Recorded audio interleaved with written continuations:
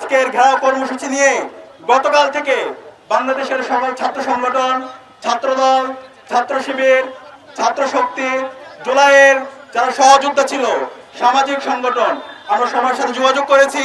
সবাই এই 3 দফা দাবির ব্যাপারে তারাও সংহতি প্রকাশ করেছে।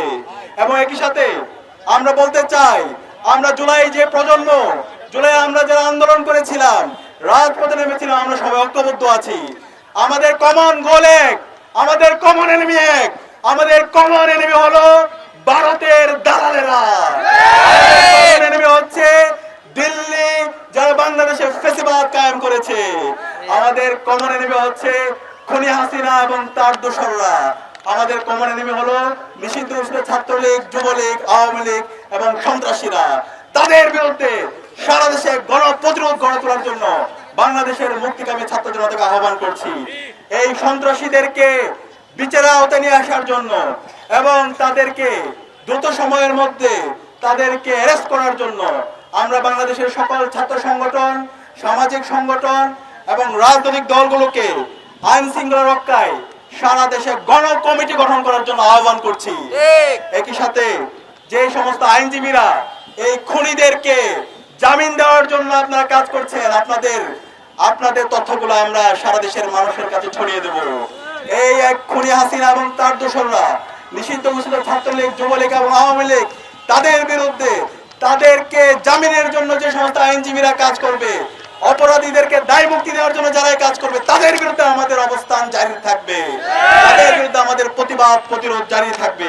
এবং একই সাথে আজকে আমরা অত্যন্ত ঘৃণ্যভাবে আমাদের প্রধান নির্বাচন কমিশনার যে মন্তব্য করেছেন সেটাকে প্রত্যাখ্যান করছি। প্রধান নির্বাচন কমিশনার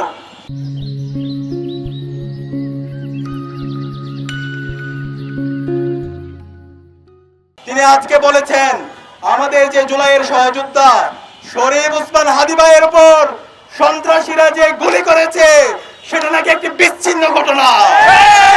প্রধান নির্বাচন কমিশনারকে বলতে চাই, এই ধরনের কমেন্ট, এই ধরনের মন্তব্য এই নৃশংস হামলার পর আপনি কিভাবে করতে পারেন? অনতিবিলম্বে আপনার এই মন্তব্য আপনি প্রত্যাহার করেন এবং জাতির কাছে প্রকাশ্যে ক্ষমা চান।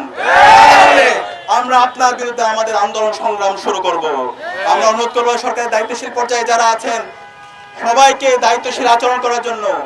আমরা যারা জুলাইয়ের প্রজন্ম আছি, গত 3 মেয়াদে আমরা ভোট দিতে পারিনি, বাংলাদেশের জনগণ ভোট দিতে পারিনি। তফসিল ঘোষণার পরে বিভিন্ন ধরনের ষড়যন্ত্র এবং চক্রান্ত হচ্ছে।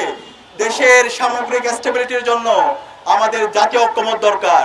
এবং দায়িত্বশীল পর্যায়ে যারা আছেন, প্রধান নির্বাচন কমিশনার থেকে শুরু করে প্রধান উপদেষ্টা এবং উপদেষ্টা পরিষদে যারা আছেন এবং রাজনৈতিক দল, ছাত্র সংগঠন, সবাইকে আমাদের দায়িত্বশীল আচরণ করতে হবে। এবং আমি বিশ্বাস করি জুলাইয়ে আমরা যেভাবে ঐক্যবদ্ধ হয়েছিলাম সেই ঠিক একইভাবে আমাদের এই আজকের স্বাধীন বাংলাদেশে আমরা ঐক্যবদ্ধভাবে জুলাইয়ের শহীদদের আকাঙ্ক্ষার আলোকে একটা ইনসাফ ভিত্তিক বাংলাদেশ আমরা বিনির্মাণ করতে পারবো ইনশাআল্লাহ। সেই ইনসাফ ভিত্তিক বাংলাদেশ বিনির্মাণ করার জন্য যে 3 দফা দাবি আমরা উত্থাপন করেছি, অনতিবিলম্বে আমরা এই 3 দফা দাবির বাস্তবায়ন দেখতে চাই। স্বরাষ্ট্র উপদেষ্টা এবং প্রধান উপদেষ্টা, বিশেষ সহকারী খুদা বক্স এবং অন্যান্য উচ্চ পদস্থ কর্মকর্তারা ছিলেন, তারা আমাদেরকে আশ্বস্ত করেছেন দ্রুত সময়ের মধ্যে এই দফাগুলো বাস্তবায়ন হবে। আমরা আশা রাখছি এই যে তাদের আশ্বাস সেটা আমরা বাস্তবায়ন আমরা দেখতে পাবো।